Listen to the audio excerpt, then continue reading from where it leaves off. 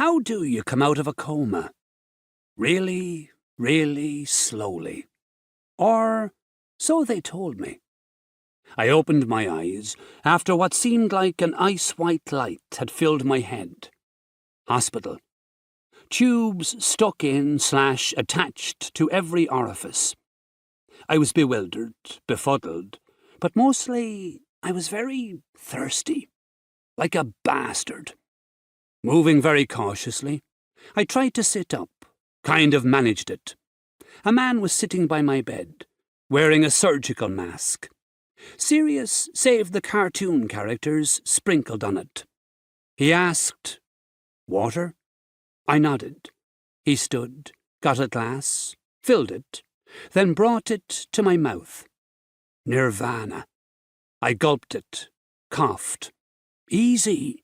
Easy, big guy.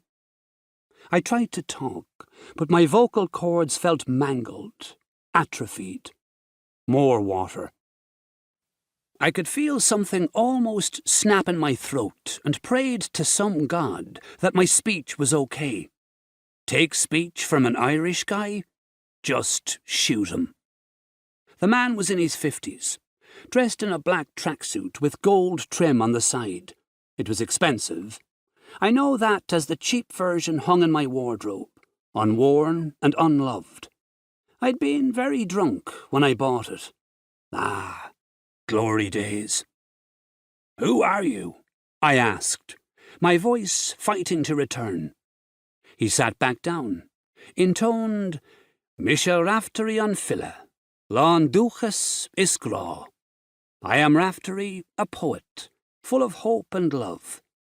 Paused, made a flourish with his hand, a gold cladder ring glinting in weak Galway sun from the bay window, and almost involuntarily I volunteered, "Le Sule gan Sullus, Lacunus gan Craw," with eyes without light, calm without anguish.